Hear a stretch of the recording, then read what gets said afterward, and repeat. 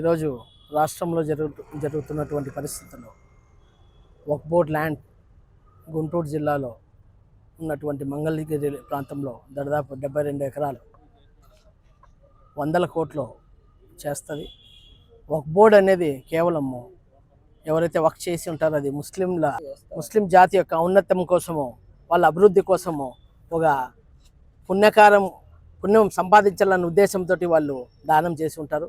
మరి మొన్నటికి మొన్న ఈ కుటుంబ ప్రభుత్వం ఎప్పుడైతే కేంద్రంలో ఉన్నటువంటి నరేంద్ర మోడీ ప్రభుత్వానికి మద్దతు తెలిపి వీళ్ళు వక్ఫ్ బోర్డులో ఎప్పుడూ లేని విధంగా అన్ని మతస్థుల్ని కానీ అక్కడ సభ్యులుగా అంటే మెంబర్గా చేర్చి ఈ విధంగా ప్రతి ఒక్క ముస్లిం వక్ఫ్ బోర్డ్ ల్యాండ్స్ తీసేసుకుంటున్నారు.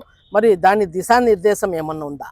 ఐటీ పార్క్ అని చెప్పారు. ఐటీ పార్క్ సంబంధించి మరి అందులో ముస్లిం జాతికి ఏమైనా ఉపయోగపడే విధంగా ఏమైనా చేస్తున్నారా? కాదు.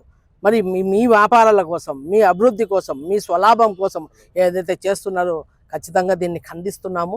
మరి ఇందులో భాగంగా ఏదైతే ప్రతి ఒక్క ఇష్యూస్ అన్నీ చూస్తున్నాం, ఎప్పుడూ లేని విధంగా ఈ డైవర్షన్ పాలిటిక్స్ అనేది చేస్తున్నారు. ఇప్పుడు ఏదో వక్ఫ్ బోర్డుకి సంబంధించి ఇంటర్నేషనల్ స్కూల్ అది ఇది ఏదో పెడుతున్నారు. ఇవన్నీ డైవర్షన్ పాలిటిక్సే. దయచేసి ఈ వక్ఫ్ బోర్డ్ ల్యాండ్ మాది ఖచ్చితంగా మేము కాపాడుకుంటాం.